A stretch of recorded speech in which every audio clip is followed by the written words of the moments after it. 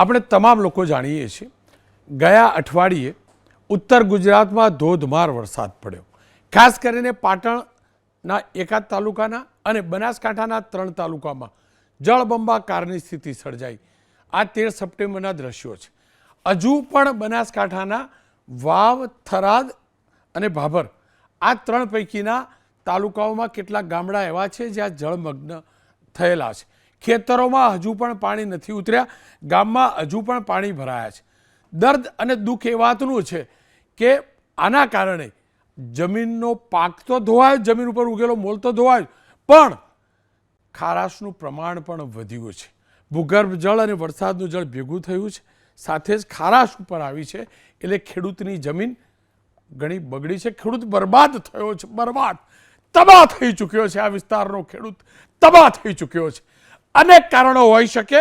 પહેલું કારણ એ છે કે અતિશય વધુ વરસાદ પડ્યો, અતિશય.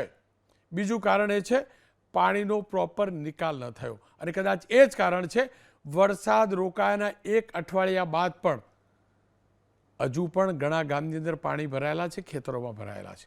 આ તમામની વચ્ચે બીજેપીના નેતા, બનાસકાંઠાના પૂર્વ સાંસદ, બીજેપીની ટિકિટ ઉપર જીતીને સાંસદ બનેલા પરબતભાઈ પટેલનું એક નિવેદન મેં એક ચેનલમાં સાંભળ્યું અને અહેવાલ પણ વાંચ્યો. એમનું કહેવું એમ હતું કે આ જે સ્થિતિ સર્જાઈ એમાં વધુ વરસાદની સાથે સાથે ખેડૂત પણ જવાબદાર છે. અહીંયા વાગ્યા શબ્દો, અહીંયા ખેડૂત બરબાદ થયો છે કાકા, અને તમને ખેડૂત જવાબદાર લાગે છે? કારણ એમને એવું બતાવ્યું કે ખેડૂતો હવે ખેતરમાં ઘર બનાવવા લાગ્યા, રહેવા લાગ્યા.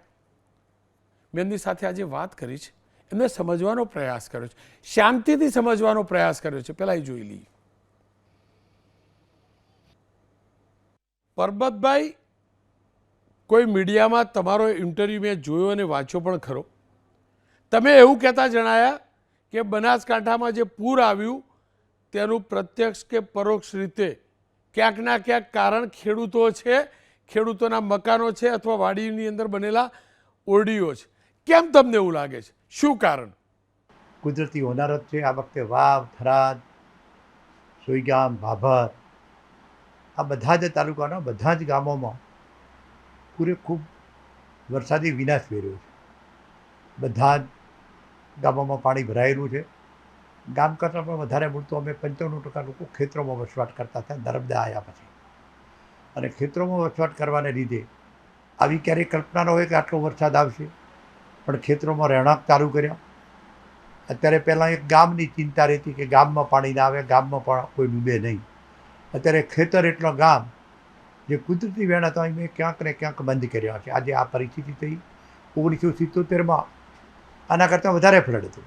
અમારી જે રેલ નદી કહેવાય, ધાનેરાથી જે આવે એ 3 મહિના નદી અડીતી ને 3 મહિના 300 મીટર પહોળાઈમાં નીકળતી હતી.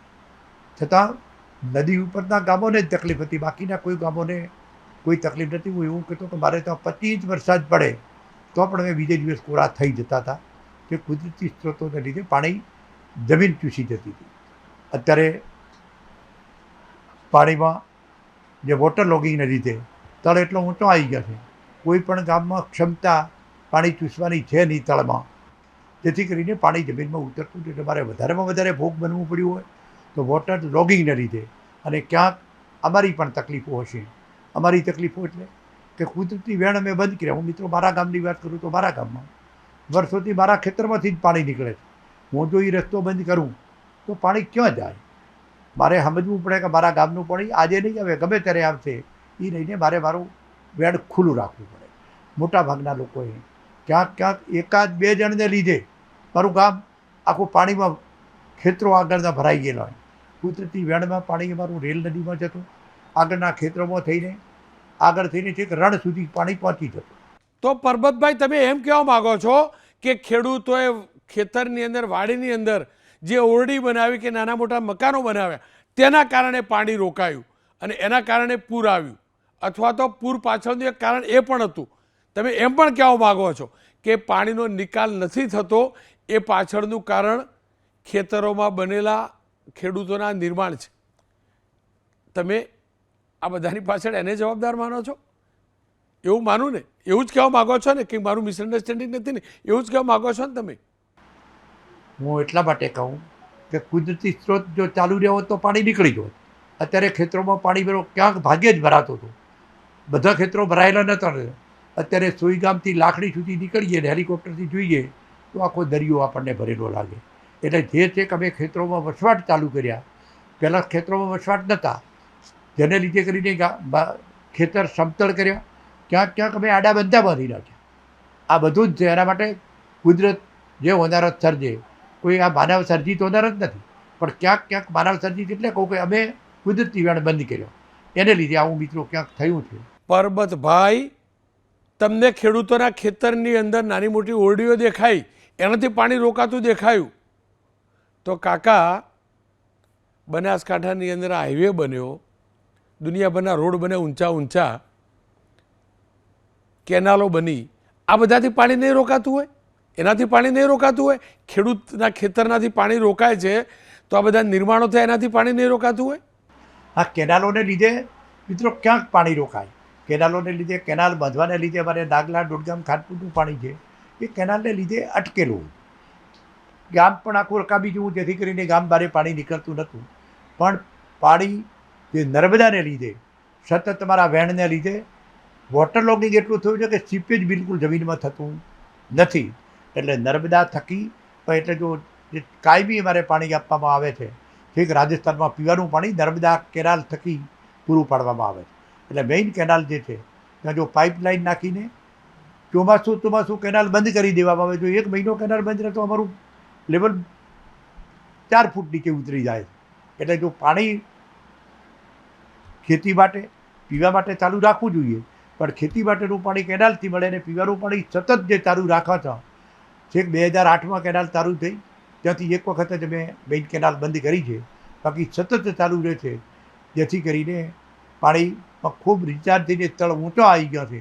પરબતભાઈ, અનેક એવા દ્રશ્યો આવે છે જ્યાં હાઈવેના કારણે પાણી ભરાય છે. તમારા બનાસકાંઠામાં તો 3 વર્ષ પહેલાં હાઈવે ઉપર પાણી ભરાયેલું, તો શું જે હાઈવે બન્યો છે એના કારણે પાણીનો જે પ્રવાહ હતો એમાં કોઈ અવરોધ નથી ઊભો થયો? એ કારણ નથી? ના, હાઈવે જ્યાં બન્યા છે, ત્યાં તો મોટે ભાગે નાળાની વ્યવસ્થા કરી છે, ક્યાંય કોઝવે છે. કોઈક જ જગ્યા એવી હોય કે કદાચ 2 ખેડૂતો સામસામાને લીધે કરીને નાળો મૂકવાનો રહી ગયું હોય, બાકી મોટે ભાગે રોડ બનાવવામાં તો એમણે પૂરી કાળજી રાખી છે. એટલે એની પણ કોઈ સમસ્યા નથી, કારણ કે કાળજી લઈને પાણીના નિકાલની વ્યવસ્થા પહેલેથી લોકો કરાવે છે. પરબતભાઈ પટેલની વાતમાં કેટલો દમ છે એ જાણવાને સમજવું જરૂરી પણ છે. આપણે તો શહેરમાં રહેવાવાળા વ્યક્તિ ખેતરે જતા હતા એટલે જતા હતા, અને મને એટલે જ લાગ્યું કે 2 વ્યક્તિઓ સાથે વાત કરું જે સીધા ખેતી સાથે જોડાયેલા છે. હિતેન્દ્રભાઈ, બીજેપીના પ્રવક્તા નેતા, અને જ્ઞાનીબેન ઠાકોર, બનાસકાંઠાના સાંસદ. હિતેન્દ્રભાઈ, આપની પાસે આવું ને પહેલાં જ્ઞાનીબેનને સાંભળી લઈએ. જ્ઞાનીબેન, પરબતભાઈ પટેલને આપે સાંભળ્યા હશે, તમારા વિસ્તારના પૂર્વ સાંસદ છે, કદાચ તમારા કરતાં લાંબો રાજકીય અનુભવ છે, અને મારું જેટલું કેરિયર છે જર્નાલિઝમનું, મારી જેટલી ઉંમર છે એટલી એમની રાજનીતિ છે એ વિસ્તારની અંદર. એમનું કહેવું એમ છે કે ખેડૂતોએ જે નિર્માણ કર્યા છે નાના મોટા, એ પૂર આવવા પાછળનું એક કારણ હોઈ શકે છે. પાણીનો નિકાલ એના કારણે નથી થતો. આપે આખું સાંભળ્યું, આપ એને કેવી રીતે મૂલવો છો? રોનકભાઈ, મુખ્ય કોઈ આની પાછળ જવાબદાર હોય તો ભારતમાલા રોડ. ભારતમાલા રોડને આ પહેલો જ ભારે વરસાદ આવ્યો એને ભારતમાલા રોડ બન્યા પછી પહેલી જ વખત આ 20 ઇંચ વરસાદ પડ્યો, અને જે તે વખતે પ્લાનિંગ જે હોય એમનું ટેકનિકલ રીતે પણ લાગવગ ગયા હોય, જે કીધું એ પ્રમાણે એના સાહેબ પણ મૂક્યા. જ્યાં ઓરિજિનલ નેચરલી જે પાણીનું વેણ હતું એ વેણ ક્યાંક ને ક્યાંક બંધ કરી દીધા, અને એના કારણે 20 થી 25 30 ફૂટ ઊંધી આ રોડની હાઇટ છે ઊંચી. હવે 30 ફૂટ ઊંધી જ્યાં હાઇટ બનાવી હોય ત્યાં લાસ્ટ અને એ પાછું પોઈન્ટ ઉપર કે જે છેલ્લા પર, એના પછી 5 કે 6-7 કિલોમીટરની અંદર તો આખો પાણીનો નિકાલ છે. હવે જ્યાં પાણીનો નિકાલ હતો અહીંયા જ આવડા મોટા રોડ બન્યા હોય તો સ્વાભાવિક છે કે એ પાણી નીકળી શકે નહીં.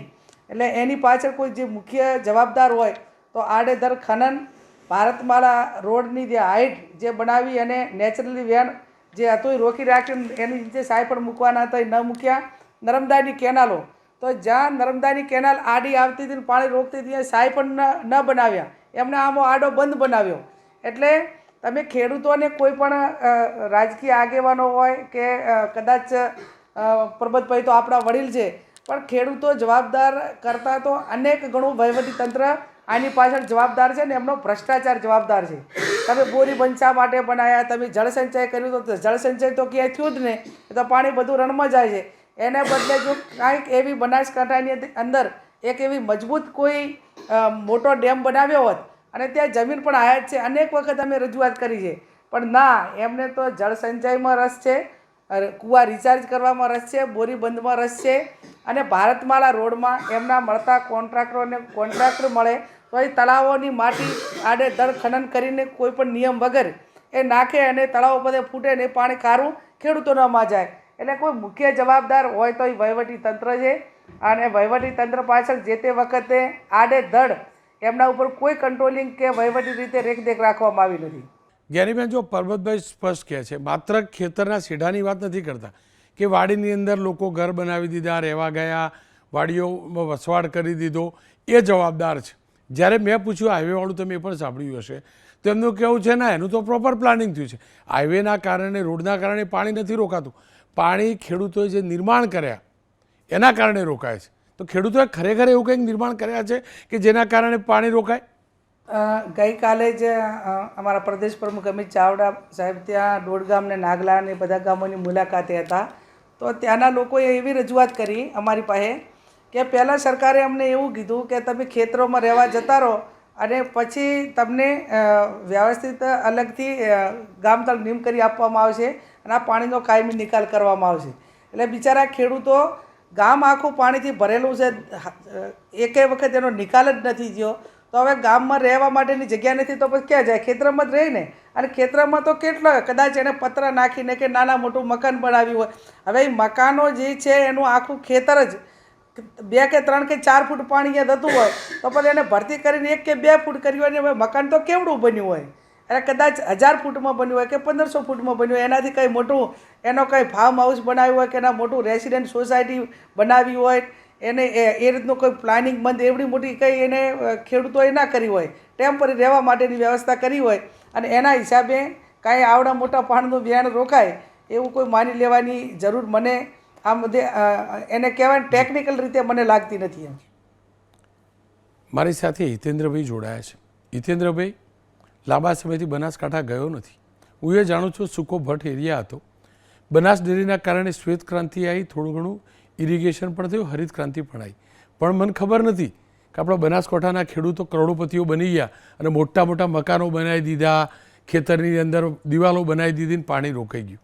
ખરેખર આવી સ્થિતિ છે? પરબત કાકા કહેતા હતા એમ.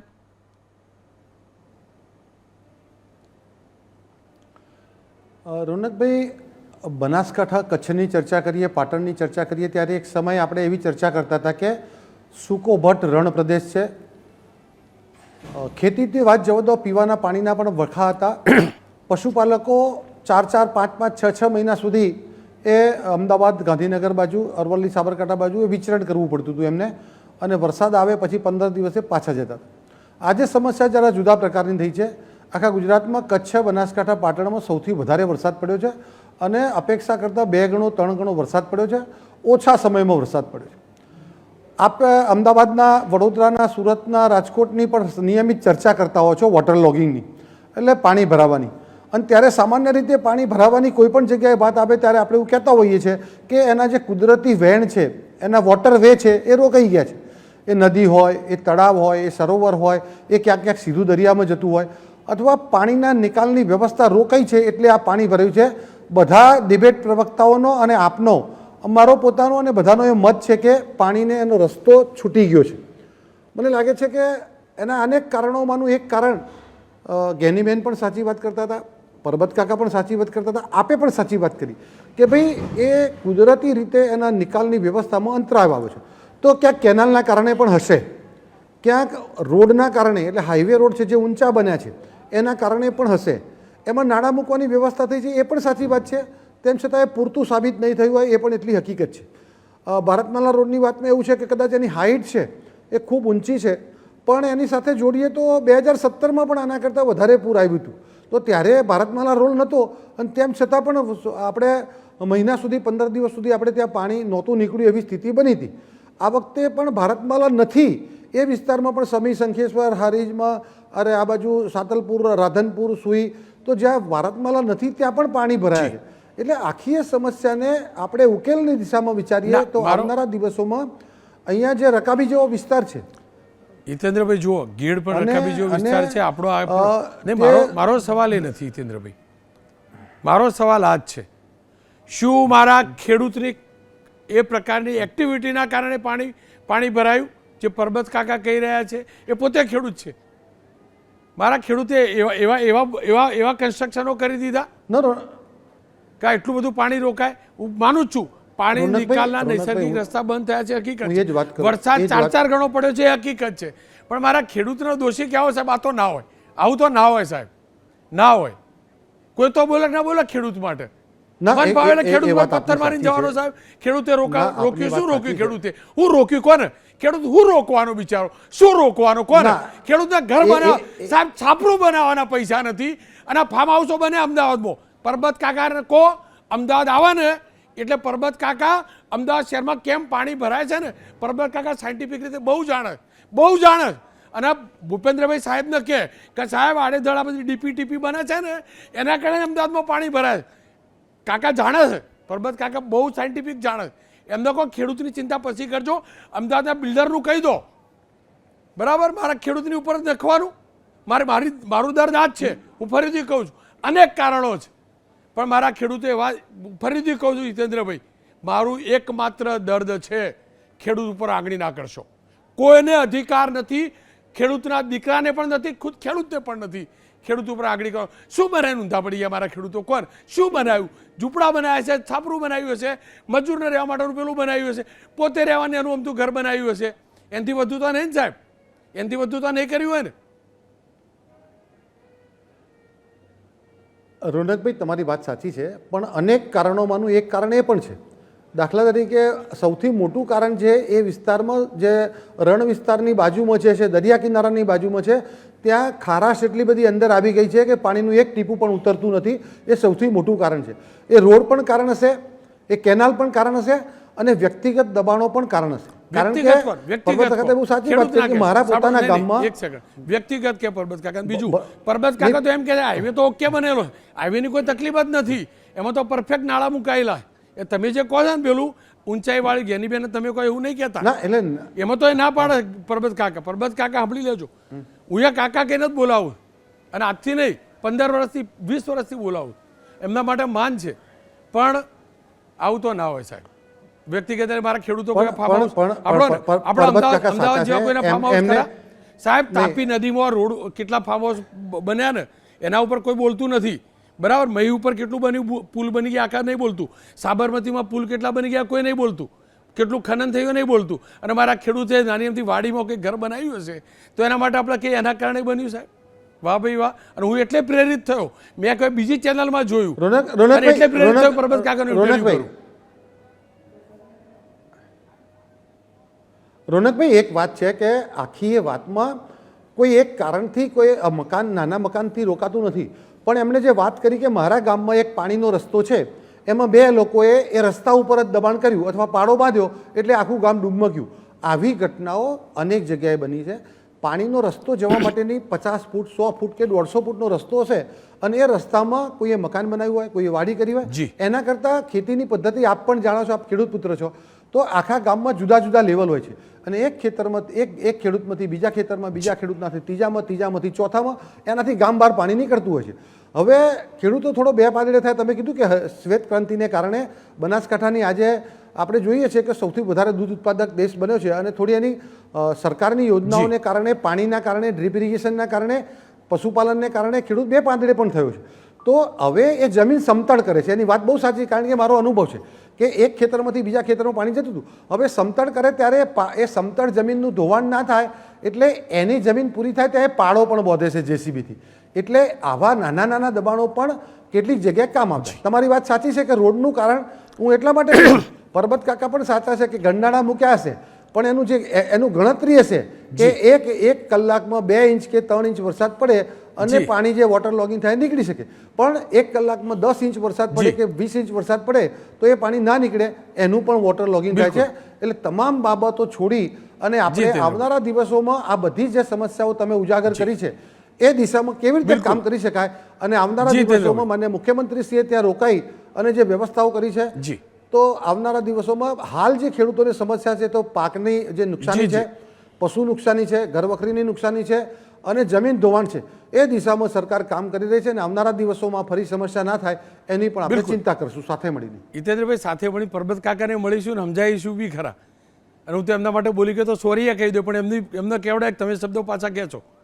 બરાબર, મારો ખેડૂત સાહેબ ફેન્સિંગની વાડ નહીં કરી શકતો.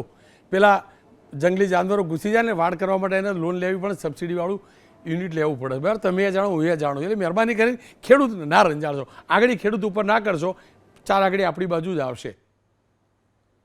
પણ સરકાર યોજના કરે એવું ખુદ સરકાર વિચારી રહી છે એ પણ હકીકત છે.